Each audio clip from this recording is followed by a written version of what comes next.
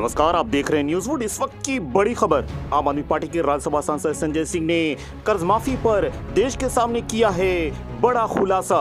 कुछ ऐसे मुद्दे पर आपसे बातचीत करना चाहता हूं जिसकी चर्चा कहीं मीडिया में नहीं है, जिस पर कोई टीवी डिबेट नहीं हो रही है, कोई बहस नहीं हो रही है, कोई चिल्ला चिल्ली नहीं हो रही है, एक दूसरे के बीच झगड़े नहीं कराए जा रहे हैं टीवी चैनल पे।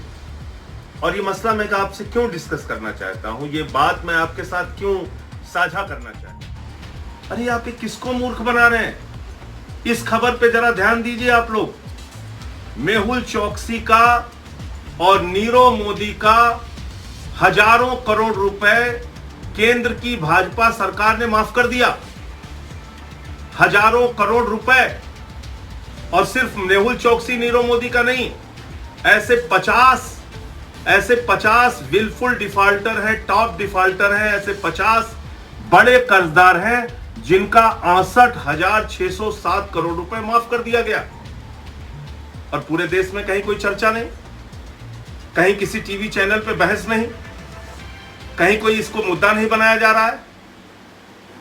आप बताइए कि अगर ये 68,000 करोड़ रुपए ऐसे कोरोना संकट से निपटने के लिए इस वक्त लगा दिया जाता तो कितना भला हो सकता था इस देश के मजदूरों का। आज बिहार की सरकार, नीतीश कुमार जी और उनके उप मुख्यमंत्री जो भारतीय जनता पार्टी के हैं, सुशील मोदी जी, वो कहते हैं हमको बिहार के लोगों को घर बुलाने के लिए पैसा नहीं है, हम गाड़ी नहीं दे सकते, हम बस नहीं दे सकते। लेकिन ये 68,000 करोड़ रुपए चंद पूंजीपतियों का, 50 पूंजीपतियों का माफ कर दिया गया।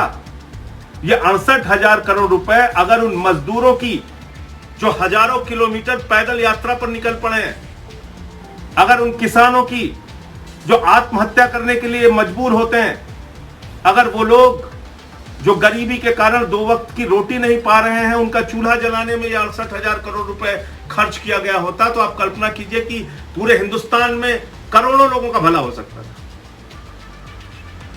सबको उनके घर पहुंचाया जा सकता था इस पैसे से। जो रोज कमाते हैं, रोज खाते हैं, क्या उनकी कोई चिंता नहीं है? क्या उनके बारे में कोई कार्य योजना सरकार के पास नहीं है?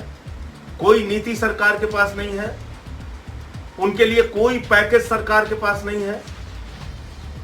हर दिन टीवी चैनल पे आप देखेंगे हिंदू मुसलमान की बहस, यानी टीवी वालों को यह भी पता चल जाता है कि अंडमान निकोबार में अगर 2 लोग आपस में भिड़े तो उसमें हिंदू कौन था और मुसलमान कौन था और उसका क्या एंगल देना है, उसकी भी चर्चा शुरू हो जाती है।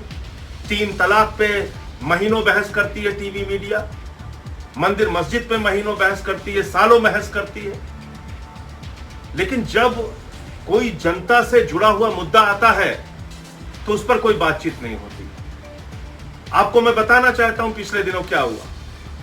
जनता की गाढ़ी कमाई का पैसा जो बैंकों में जमा होता है, मजदूर का पैसा, किसान का पैसा, कर्मचारी का पैसा, छोटे व्यापारी का पैसा, वो पैसा उठाकर बैंकों ने कुछ बड़े पूंजीपतियों को कर्ज दे दिया।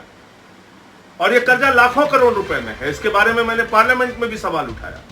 लगभग 10 लाख करोड़ रुपए का कर्जा चंद पूंजीपतियों को दिया गया पूरे देश के अंदर। और सरकार धीरे धीरे करके उनका कर्जा माफ करती जाती है।